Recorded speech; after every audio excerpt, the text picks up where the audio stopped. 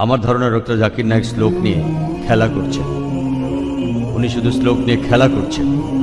ইসলাম এই পৃথিবীর মানুষকে ভাগ করেছে দুই ভাগে, একটা হলো মুমিন আর একটা হলো কাফির। অবশ্যই আমরা ইসলাম ধর্মের এই কথাগুলো বিশ্বাস করি না, মানতেও পারি না। তাই ইসলাম ধর্ম যেভাবে আমাদের উপর সর্বজনের ভ্রাতৃত্বকে চাপিয়ে দিচ্ছে, সেটা আসলে কখনোই সম্ভব না। ইসলাম মানুষের মধ্যে শুধু বিভেদ তৈরি করে। তাদের মধ্যেও আছে শিয়া, সুন্নি, এছাড়াও ইসলামে আরো 70টা গোত্র আছে। হ্যাঁ, আমি আমার প্রশ্ন করছি, সমস্যা নাম এটা দিতে পারবে না। পৃথিবীতে একমাত্র হিন্দু ধর্মই আমাদের সর্বজনীন ভ্রাতৃত্ব উপহার দিতে পারবে। এক কাম সত্তা বিপ্র বহুদা ভদান্তি, একটু আগে আপনি বললেন। ইসলাম এটা কোনোভাবেই মানে না। গরু হত্যা করছে, কাফির হত্যা করছে, তাদের সম্পত্তি কেড়ে নিচ্ছে, লুট, নারী নির্যাতন। ইসলামই বলে ভ্রাতৃত্ব, তাহলে কিভাবে আসবে? আপনার মুখে ভ্রাতৃত্বের কথা আসলে শুধু শ্লোক নিয়ে খেলা করা। আপনি আসলে হিন্দু ধর্ম বলতে গিয়ে ইসলাম ধর্ম বলে ফেলেছেন। ভাই, আপনি বেশ কিছু মন্তব্য করেছেন। আর ইসলাম বলে ইন্নাল্লাহা মা'আস সাবিরিন, নিশ্চয়ই আল্লাহ তাদের সঙ্গে আছেন যারা ধৈর্যশীল। ভ্রাতৃত্ব বজায় রাখতে গেলে আপনাকে ধৈর্যশীল হতে হবে। ধৈর্যশীল যদি আমরা না হই, তাহলে ভাইয়ের সাথে ভাইয়ের যুদ্ধ লেগে যাবে। ইসলাম বলছে সূরা আল বাকারার 153 নম্বর আয়াতে আছে, ইন্নাল্লাহা মা'আস সাবিরিন, নিশ্চয়ই আল্লাহ ধৈর্যশীলদের সঙ্গে আছেন। আর ভ্রাতৃত্ব বজায় রাখতে চাইলে ধৈর্যশীল হতে হবে। আর আমি এখানে উপস্থিত গুরুজনদের শ্রদ্ধা করি। তিনি হয়তো হিন্দু ধর্ম সম্পর্কে ভালো জানেন, তবে দুঃখিত যে আমি তার সঙ্গে একমত নই। ইসলাম সম্পর্কে তার জ্ঞান কিছুটা কম। আর ওনার সাথে আমি একমত যে ইসলাম ধর্মে মানুষকে দুই ভাগে ভাগ করা হয়। একটা হলো যারা বিশ্বাসী মুমিন, আরেক দল হলো কাফির, উনি যেভাবে বললেন। আর প্রত্যেক ধর্মেই দুই প্রকার মানুষ আছে, এমনকি হিন্দু ধর্মে হিন্দু আর অহিন্দু, খ্রিস্টান ধর্মে খ্রিস্টান আর অখ্রিস্টান, ইহুদি ধর্মে ইহুদি আর নন ইহুদি, ইসলামে মুসলমান আর অমুসলমান। তাহলে ইসলাম আলাদা হলো কি করে? আর আমি এখানে হিন্দু ধর্মের সমালোচনা করব না, আমি সমালোচনা করব না। কিন্তু আজকের এই লেকচারে আমি হিন্দু ধর্ম নিয়ে কথা বলবো, কারণ আমি বিভিন্ন ধর্মের একজন ছাত্র হিসেবে আমি বেদ পড়েছি, আমি উপনিষদ পড়েছি। তবে এখানে ছোট্ট একটা মন্তব্য করি। হিন্দু ধর্মগ্রন্থ বেদে আছে যে এই মানুষ জাতি সৃষ্টি হয়েছে সর্বশক্তিমান ঈশ্বরের 4টি অংশ থেকে। তার মাথা থেকে এসেছে ব্রাহ্মণ, বুক থেকে এসেছে ক্ষত্রিয়, আর উরু থেকে বৈশ্যরা ব্যবসায়ী জাত, আর পা থেকে শূদ্ররা বর্ণপ্রথা। আমি এটা নিয়ে মন্তব্য করতে আসিনি, আমি এটা চাই না। আমি চাই না হিন্দু ভাইদের মনে আঘাত দিতে। ইসলাম ধর্ম এটার অনুমতি দেয় না। আমি এসব নিয়ে মন্তব্য করছি না, কোনো ধর্মের সমালোচনা করছি না, আমি কারো সমালোচনা করছি না। আমি কথা বলছি না যে কোনো ধর্ম ভুল। তবে আপনি যদি ভালোভাবে বেদ পড়ে থাকেন, আপনি এখানে সবাইকে বলতে পারেন বেদে কথা বলে কিনা যে স্রষ্টার মাথা থেকে ব্রাহ্মণ এসেছে, তার বুক থেকে ক্ষত্রিয়রা এসেছে, উরু থেকে এসেছে বৈশ্যরা ব্যবসায়ী জাত, বিদ্বান গোত্র, যোদ্ধা গোত্র, ব্যবসায়ী গোত্র, শূদ্র। শূদ্ররা হলো সবচেয়ে নিম্নবর্ণ। আর ডক্টর আম্বেদকর এটা নিয়ে বই লিখেছেন। আমি সব খুলে বলছি না। হিন্দু ধর্ম আমি ভালোভাবে পড়েছি। আমি হিন্দু ধর্মের অনেক কিছু শ্রদ্ধা করি, বেশ কিছুর ব্যাপারে একমত নয়, এটা আমাকে আপনি বলতে বাধ্য করলেন। পবিত্র কোরআনে সূরা আনামের 108 নম্বর আয়াতে আছে, তাহাদিগকে গালি দিও না আল্লাহকে ছাড়িয়ে তাহারা যাহাদিগকে ডাকে, কেননা অজ্ঞানতাবশত তাহারা গালি দিবে আল্লাহ সুবহানাহু ওয়া তাআলাকে। এখানে আমি হিন্দু ধর্মের ভালো দিকগুলো নিয়ে বলেছি। কথাটা হলো তারা এক ঈশ্বরের ধারণায় বিশ্বাস করে। আপনার প্রশ্নের ব্যাপারে বলি যে আপনি বলেছেন মুসলিমরা তারা মানুষ খুন করে, এছাড়াও তারা হত্যা করে। আপনি বললেন গরু, ঠিক আপনি কথা বলেছেন। এই সবগুলো অভিযোগের উত্তর দেওয়া দরকার। সময় এখানে কম, কয়েকটার উত্তর দিচ্ছি। অন্য কেউ প্রশ্ন করেন, আপনাদের সবার ভুল ধারণাগুলো আমি ভেঙে দেব, আমারও ভালো লাগবে। আর ভুল ধারণাগুলো ভাঙিয়ে দিলেই তারা ইসলামকে ভালোভাবে বুঝতে পারবে। এজন্য আমার লেকচারে সবসময় একটা প্রশ্নোত্তর পর্ব থাকে। আর আমরাও বলি, যখন কেউ সমালোচনা করে আমারও ভালো লাগে। যত বেশি সমালোচনা হবে তত বেশি বোঝাতে পারবো, তত ভালো করে ইসলামকে বুঝতে পারবেন। আমি সেটাই করি। ইসলামও বলে সত্যকে ছড়িয়ে দিতে। হিকমার সাথে পবিত্র কোরআন সূরা নেহালের 125 নম্বর আয়াতে আছে, উদু ইলা সাবিলি রাব্বিকা বিল হিকমা ওয়াল মাউযিতিল হাসনা ওয়াজাদিলুম বিল্লাতি আহসান। মানুষকে প্রতিপালকের পথে আহ্বান করো হিকমত আর সদুপদেশ দ্বারা, আর উহাদের সহিত তর্ক করবে সবচেয়ে উত্তম পন্থায়। যখন বলা হয় আমরা আমিষ খেতে পারবো কিনা, গরু ছাগল কোরবানি দেয় ইত্যাদি, আর অনেক অমুসলিমই বলবে মুসলমান আপনারা সবাই নিষ্ঠুর মানুষ, প্রাণী হত্যা করেন। ভাই আপনাদের আমি বলি, একজন মুসলমান খুব ভালো মুসলমান হতে পারে, এমনকি যদি সে পুরোপুরি ভেজিটেরিয়ান হয়।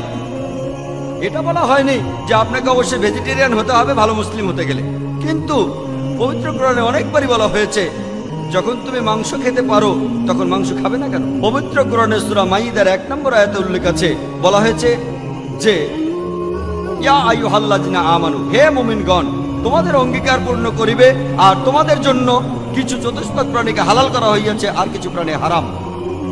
পবিত্র কোরআনে সূরা নাহলের 5 নম্বর আয়াতে উল্লেখ আছে যে আল্লাহ চতুষ্পদ জন্তু সৃষ্টি করিয়াছেন যাহাতে তোমরা শীত নিবারণ করিতে পারো, এবং উহাতে বহু উপকার রহিয়াছে, এবং উহা হইতে তোমরা আহার করিয়া থাকো। পবিত্র কোরআনে সূরা মুমিনুনের 21 নম্বর আয়াতে উল্লেখ আছে তোমরা চতুষ্পদের মাংস আহার করতে পারো। আমরা জানি যে আমিষে, এখানে অনেক ডাক্তার আছেন, আমিও একজন মেডিকেল ডাক্তার, এতে অনেক প্রোটিন আছে, প্রচুর আয়রন আছে, আর এগুলো খুবই সুস্বাদু। আর এইসব আমিষ জাতীয় খাবারে আপনি যে প্রোটিন পাবেন, এই পরিমাণ প্রোটিন আর কোথাও পাবেন না। আপনি পাবেন না নিরামিষের মধ্যে সয়াবিনে আপনি সবচেয়ে বেশি প্রোটিন পাবেন, সেটাও আমিষের প্রোটিনের চেয়ে অনেক কম। আর এবার আমি গরু হত্যা নিয়ে কিছু কথা বলি। যদি হিন্দু ধর্মগ্রন্থগুলো পড়েন, আমি এখানে কোন ধর্মের সমালোচনা করছি না, ভাই একটা প্রশ্ন করেছেন তাই আমাকে সত্য কথাটা বলতে হবে। হিন্দু ধর্মে আমিষ খাওয়ার অনুমতি দেওয়া হয়েছে। হিন্দু ধর্মগ্রন্থে দেখবেন সাধু সন্তরা আমিষ জাতীয় খাদ্য খায়, এমনকি গরুর মাংস। পরবর্তীতে অন্যান্য বেশ কিছু ধর্মের প্রভাবে, যেমন ধরুন জৈন ধর্ম ইত্যাদি, মানুষের উপর অহিংসার দর্শনের প্রভাব এসে পড়ল, তারা প্রাণী হত্যা বাদ দিল, তারা এই দর্শনটাকে তাদের জীবনধারায় যোগ করল। তবে ইসলাম ধর্ম প্রাণীদের অধিকারের কথা বলে থাকে। শুধু প্রাণীদের অধিকার নিয়ে আমি একটা লেকচার দিতে পারি। পবিত্র কোরআনে আছে পশুর উপর বেশি বোঝা চাপিও না, তাদের প্রতি সদয় হও, তাদের খাদ্য দাও, কিন্তু প্রয়োজনে তোমরা তাদের মাংস খাইতে পারো। আর যদি আপনি অন্যান্য ধর্মগুলো ভালোভাবে দেখেন, অনেকে আমিষ খেতে বারণ করেছে। এই দর্শনের ভিত্তিটা হলো এই যে আপনি প্রাণী হত্যা করবেন না, কারণ তাদের জীবন আছে, সে কারণে আমিষ খাওয়াটা অন্যায়। আমি এর সাথে একমত। যদি কোনো মানুষ এই পৃথিবীতে মানুষ হত্যা না করে থাকে, সেখানে আমি থাকবো সবার উপরে। সর্বজনীন ভ্রাতৃত্ব হিন্দু ধর্মে আছে যে সব প্রাণী আপনার ভাই। প্রত্যেক প্রাণী, হোক সে সাপ, পাখি অথবা পতঙ্গ। আমি আপনাদের একটা প্রশ্ন করছি যে কোন মানুষটা হাজার হাজার ভাইকে না মেরেও 5 মিনিটের জন্য বেঁচে থাকতে পারে? এখানে যারা মেডিকেল সায়েন্স পড়েছেন তারা ভালো বুঝতে পারবেন যে আপনারা যখন নিঃশ্বাস নেন তখন আপনার শরীরে প্রচুর ময়লা জীবাণু ঢুকে সেগুলোকে মেরে ফেলেন। তার অর্থ এই ধর্মে বাঁচার জন্য আপনার ভাইদের আপনি মেরে ফেলছেন। ইসলামের সর্বজনীন ভ্রাতৃত্ব বলে মানুষ জাতির প্রত্যেকেই আপনার ভাই।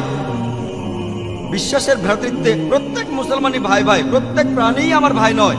তবে অন্য প্রাণীদের রক্ষা করতে হবে, তাদের ক্ষতি করবেন না, বিনা কারণে তাদের অত্যাচার করবেন না, তবে প্রয়োজন হলে সেগুলোর মাংস খেতে পারেন। ইসলামের সর্বজনীন ভ্রাতৃত্ব বলে মানুষ জাতির প্রত্যেকেই আপনার ভাই। বিশ্বাসের ভ্রাতৃত্বে প্রত্যেক মুসলমানই ভাই ভাই, প্রত্যেক প্রাণীই আমার ভাই নয়, তবে অন্য প্রাণীদের রক্ষা করতে হবে, তাদের ক্ষতি করবেন না, বিনা কারণে তাদের অত্যাচার করবেন না, তবে প্রয়োজন হলে সেগুলোর মাংস খেতে পারেন। তাই যে দর্শন বলে আমিষ খাবার খাওয়া অন্যায়, কারণ এখানে আপনি প্রাণী হত্যা করছেন, বিজ্ঞান প্রমাণ করেছে, এমনকি গাছপালারও জীবন আছে, আপনারা জানেন। তাই এ কথা এখানে খাটছে না যে প্রাণী হত্যা করা অন্যায়। তাই এখন তারা যুক্তিটা পাল্টে বলল যে আচ্ছা গাছেরও জীবন আছে, তবে তারা ব্যথা অনুভব করে না, তাই গাছ হত্যার চেয়ে প্রাণী হত্যা অনেক বড় অপরাধ। আর আজকের দিনে বিজ্ঞান উন্নত হয়েছে, আমরা জানি গাছও ব্যথা অনুভব করে, এমনকি গাছও কাঁদতে পারে, গাছেরও ভালো লাগতে পারে। তাই গাছ ব্যথা অনুভব করে না, এটা টিকলো না। এখানে ব্যাপারটা হলো যে গাছের কান্না মানুষ শুনতে পায় না, কারণ মানুষ কানে যে শব্দ শোনে সেটা সীমা 20 সাইকেল পার সেকেন্ড থেকে 20,000 সাইকেল পার সেকেন্ড। এই সীমার মধ্যে কিছু হলে মানুষ সেটা শুনতে পায়, এই সীমার নিচে বা উপরে মানুষ কিছু শুনতে পায় না। যেমন ধরুন কেউ যদি ডগ হুইসেল বাজায়, ডগ হুইসেল চেনেন, যেটাকে বলে সাইলেন্ট ডগ হুইসেল। যখন কেউ এই হুইসেল বাজায়, এটা সীমা হচ্ছে 20,000 সাইকেল পার সেকেন্ডের উপরে, 40,000 সাইকেল পার সেকেন্ডের নিচে।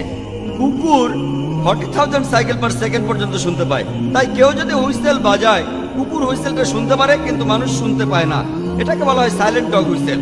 একইভাবে গাছপালার যে কান্নাকাটি আমরা মানুষরা কিছুই শুনতে পাই না, তবে গাছও কাঁদে, তারাও ব্যথা অনুভব করে।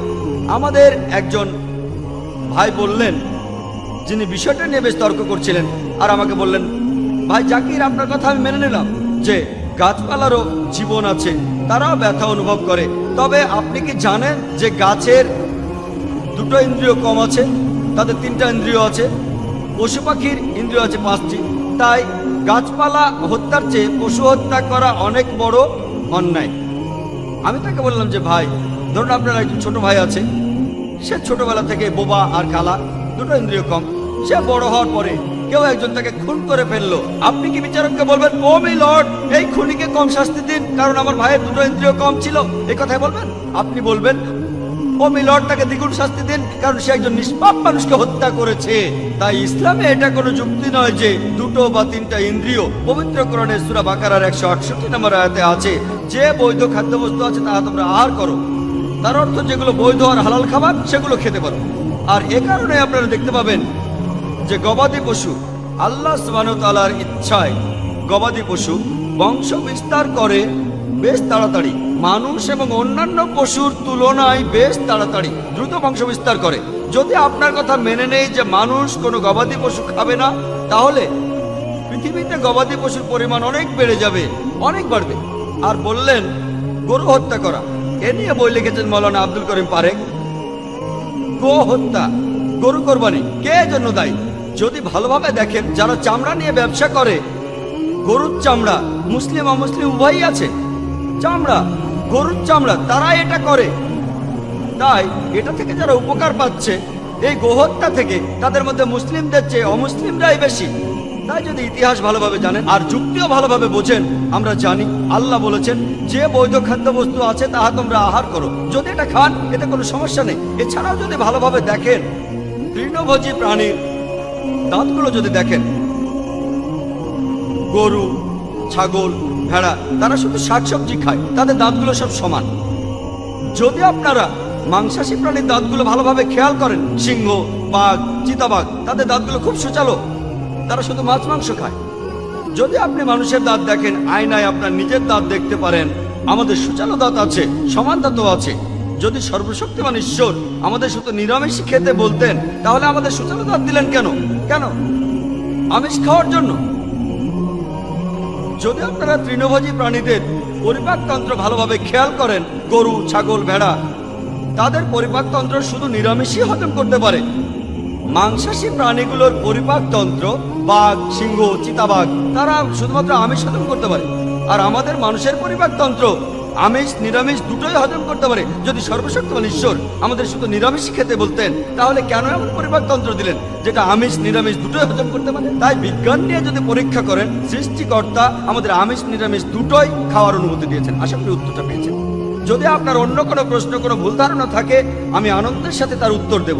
একবারে একটা ধারণা বলবেন, যাতে